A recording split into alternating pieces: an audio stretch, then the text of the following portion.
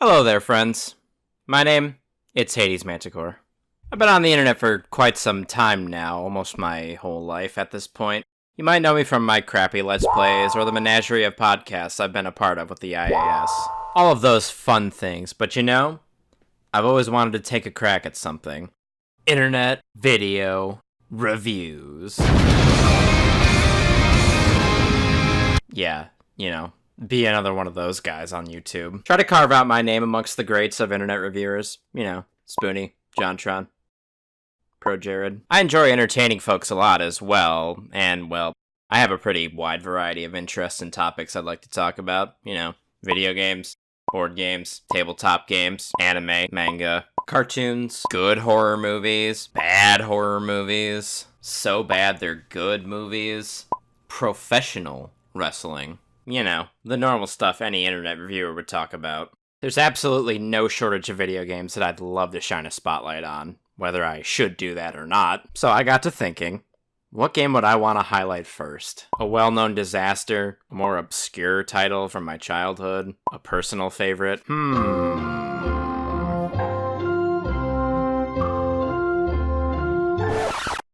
Hell no, fuck all that shit. We're gonna talk about a weird Japanese porn game first. What the fuck else? Do you know who I am? Probably not. The game I've decided to talk about for my first review ever is a title from Alice Soft, a very well-known eroge company that was established in 1989. They're probably best known for their Rant series of titles, an erotic RPG series that spans 10 whole games with vastly different gameplay in each and has been in development since the company's inception. But I'm not here to talk about rants, though Sengoku Rants might get its own video later if I don't get bored of making videos and quit. I'm here to talk about Daibancho Big Bang Age. Ah yes, Big Bang Age. No, not the Korean boy band that always pops up whenever I search Big Bang Age. But the 2003 strategy game. I first stumbled upon Big Bang Age when I was around 15 or 16, I think. During that time, I was an adolescent gamer who had a bright idea.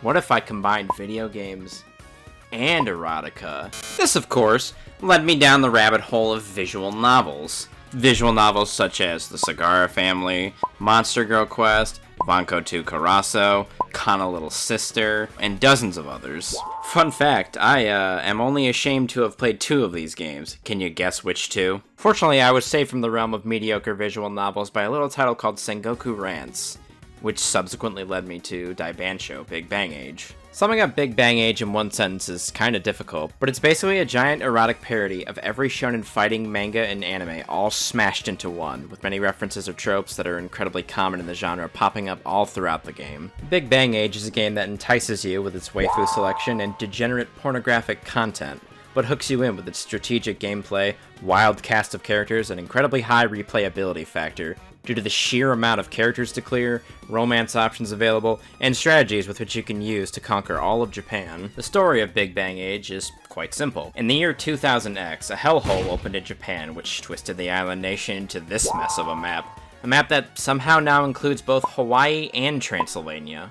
The appearance of the hellhole caused bee crystals to erupt all around the world, which gave people, mostly young people, of course, this is anime, immense power, making them all shonen fighty boys and girls. However, as it always does when power is given to young people, chaos reigned throughout the country, until a very strong student united the lands under the nation protectors, establishing peace, finally. Unfortunately, that dude died, and once again, Japan fell into warring fiefdoms. These fiefdoms include the National Protectorate Institute, an obscenely powerful collection of students who have banded together to defend the country from nefarious threats. The Panzer Group in Ginjo, a technologically advanced faction of students who use modern weapons such as tanks and guns to even the odds against stronger, more B-ability able students. The Nightmare Eyes, a faction of students dominated by vampires who subjugated the human populace and now essentially use them as either cannon fodder or cattle. The Holy Flame, a faction of Crusader Knights who seek to purify all of the unholy creatures from the nation of Japan and to take revenge on the nation as well, since they're a bunch of foreigners who got blamed for the hellhole opening. The Skull Serpents, a group of pirates and criminals who have banded together to raid and pillage Japan, as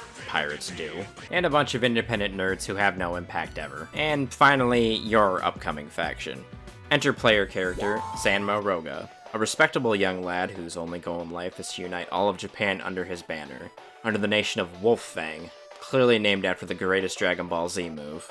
Wolffang Fist! You'll begin your journey humbly, first by conquering your academy, then the district it's in, and then only after you've united your home territory you move on to all of Japan. Or whatever the fuck we can call this odd landmass now. Along your journey to conquer all of Japan, you'll have to do battle with a wild variety of combatants from all walks of New Japan life. Schoolboys, schoolgirls, elf-eared bikers, ninjas, Chinese warriors, soldiers, tanks, Arabian warbands, bears, dogs, hannies, vampires, knights, pirates, demons, regular elves, Frankenstein and his monster, hordes of rats, cats, slugs, ostriches, monkeys, and even fish. If any or all of these things terrify you, fear not, for you too shall assemble your own army of deadly high school students, adults, and horrible monsters. In fact, one of my favorite parts of Big Bang Age is almost every character you see in the game, whether they be named or generic, can usually be captured and persuaded to join your oh-so-noble cause. Some of my personal favorite characters are Jinai Haita, a flunky you pick up at the start of the game who is a man aiming to be the man, and can later do so by becoming Super Haida, a smacked up version of himself. Guyver Mac, an anthropomorphic lion Indiana Jones. Abao Aku, a funky spaceman wielding a beam saber. Hitani Mario, a guitar wielding warrior who blasts foes with terrible music. Hota Daigo, a Bruce Lee XP, who also qualifies as a smug anime girl. And Morisawa Marine, a girl who plays volleyball, but with a bowling ball instead. Oh, fuck. As you rally your warriors, you'll go forth and conquer the world around you, killing or capturing the enemies that stand in your way. And when I say killing, I mean killing. Whenever a unit dies in battle, they are gone for good. This includes everybody, generics, named units, your romance partners, and even Roga himself. Though, if Roga or any of his romance interests ever die, you just lose the game. As you do battle, your loyal combatants will level up, increasing their stats and becoming even stronger, letting even the weakest generics not get slaughtered immediately by named characters in time. As you carve your way through Japan, you'll find dungeons to conquer, you'll build your empire with various structures that grant various bonuses, fight civilian discord with military repression, and fall in love.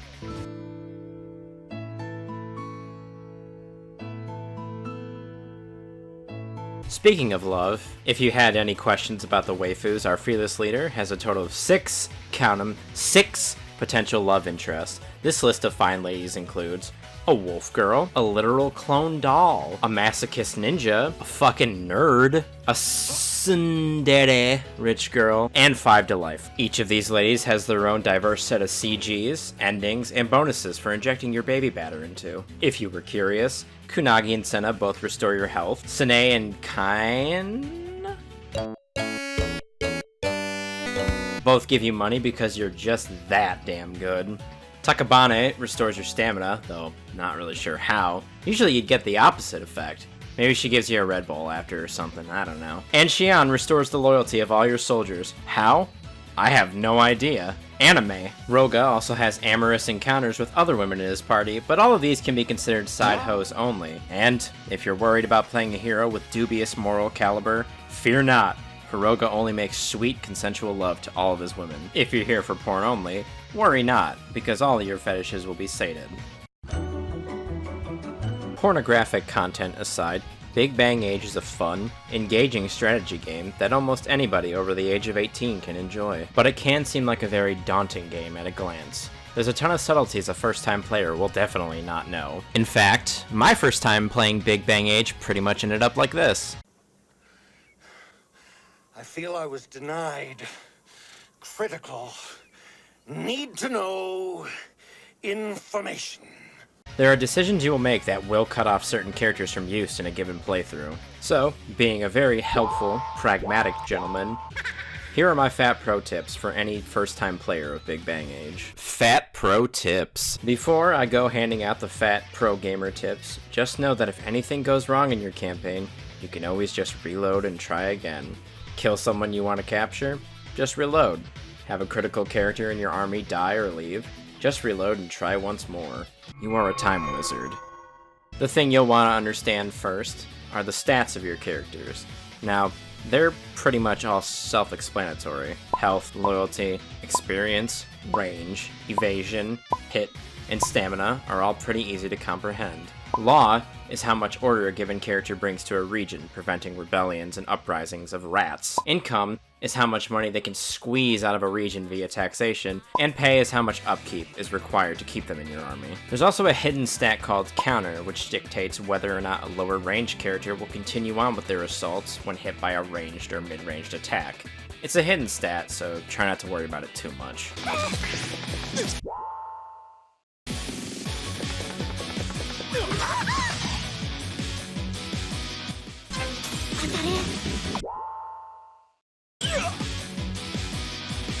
Characters also have alignments. These are represented by the little symbols next to their name. These include normal, white bee, black bee, supernatural, machine, and demonic. Units can also have anti-alignments, which means they gain a bonus to hit, evasion, and counter rate to whatever unit is of their anti-types. But this also applies to the enemy in your units, so be wary of these advantages and disadvantages. When you first start the game, you'll be in the school phase.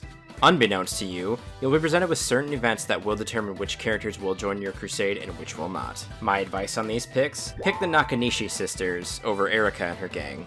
Erika and the Miyazoto gang suck shit. Yes, they have some team buffs, but none of them will ever slap as hard as Kendo or Kyudo. Kendo will also power up after defeating her rival Mirakumo Shizuri later on, making her an even more devastating combatant. Nanana versus Mizuki is a tougher choice. Mizuki is a better early game unit, while Nanana shines later in the game. Recruit at your discretion, but just know terrible things will befall whoever you don't recruit. Recruit Nana via the incident in the shed event, and recruit Mizuki via the incident in the locker room event. Ijun and Francine both suck respectively, but Francine sucks slightly less due to her skill, which increases your capture rate in battle. A great skill to have, since a bulk of your army will come from prisoners you persuade to your side. Recruit Francine via the Mysterious Doctor event.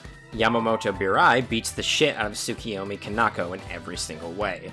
He's combat capable, he has high evasion, comes default with the anti-human advantage, and does great damage, versus Kanako, who is about as useful as Aqua.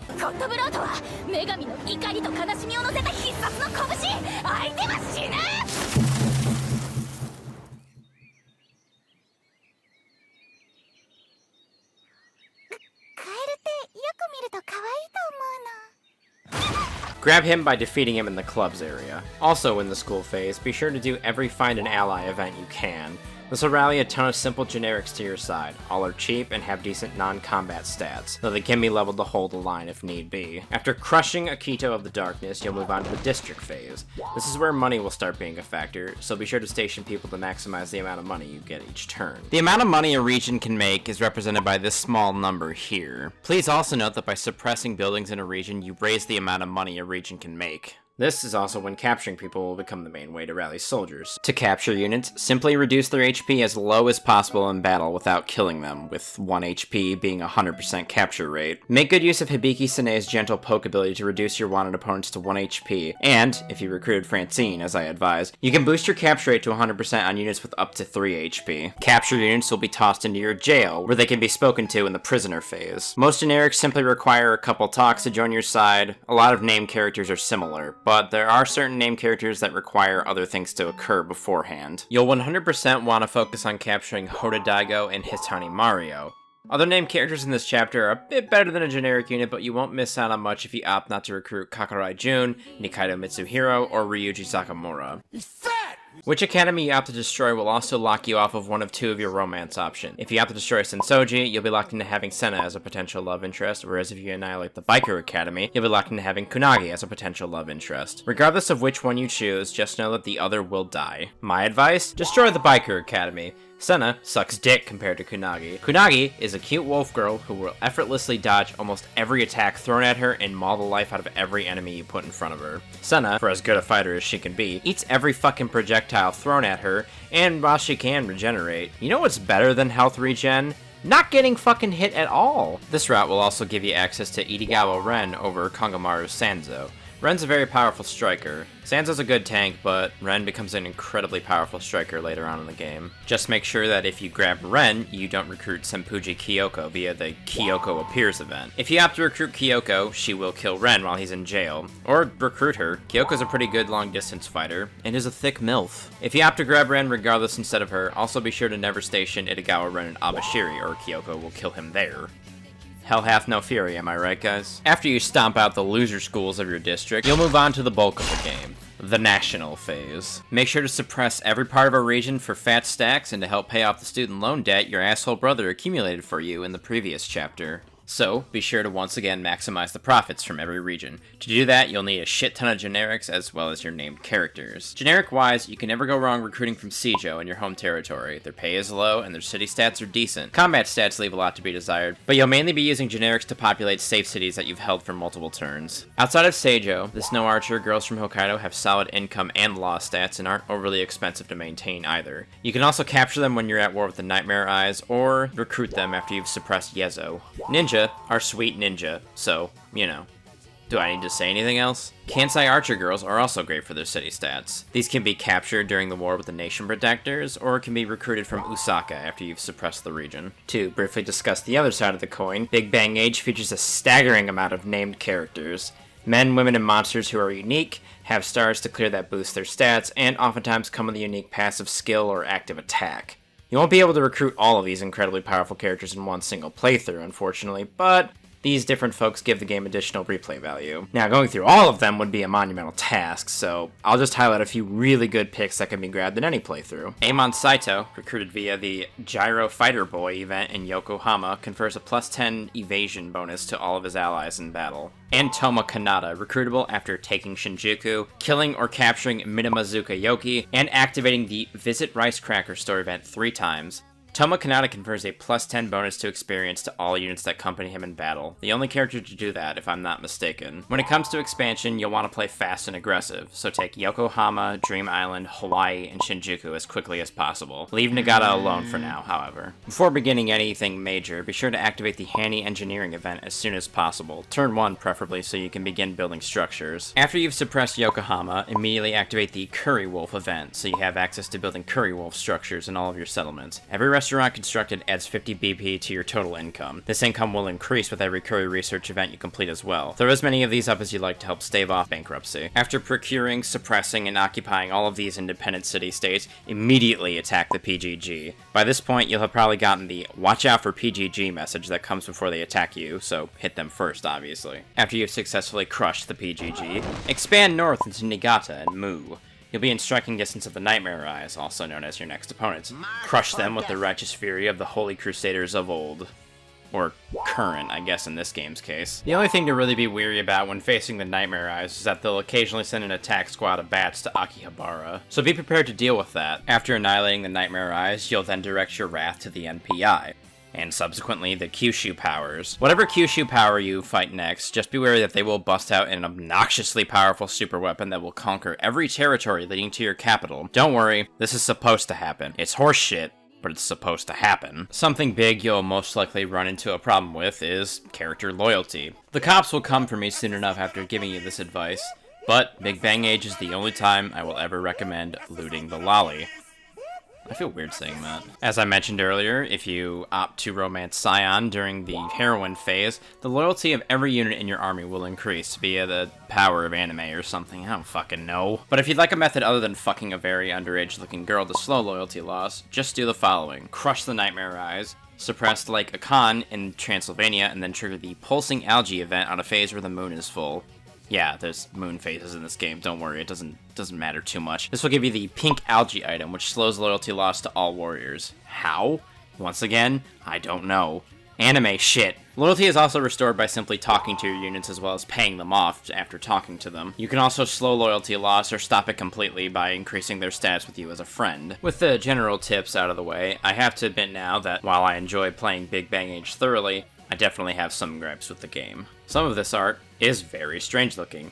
What is wrong with Naruto Yuki's hands? Minor complaint, but whack art always bothers me. But my biggest complaints, really, are just character clears and certain character recruitment processes. I have no fucking idea how you're supposed to be able to figure out some of these clear requirements. Let me explain. Almost every named character in this game has a set of 5 requirements that, when met, confer stat bonuses to the character, as well as increasing their trust level in Roga, making them less likely to defect. Obviously, very beneficial. Some clears are simple. Talk to the companion. Talk to them after leveling them up a certain amount of times. Others are a little more complicated. Station X character with Y character in Z region and trigger the relevant event, or have it auto-trigger on the start of a turn. Recruiting is pretty similar. Imprison and persuade them, destroy the faction they work for, just trigger a relevant event. Certain characters, however, have hoops to jump through for their clears and their recruitment. For instance, to recruit Ginjo Tomoka, leader of the PGG, you first have to capture and interrogate a PGG soldier before facing her in the deathmatch required to eliminate a faction. Todoroki Yu and Sonnet require you to station Zanmago in the Forestland area to unlock the World Tree location,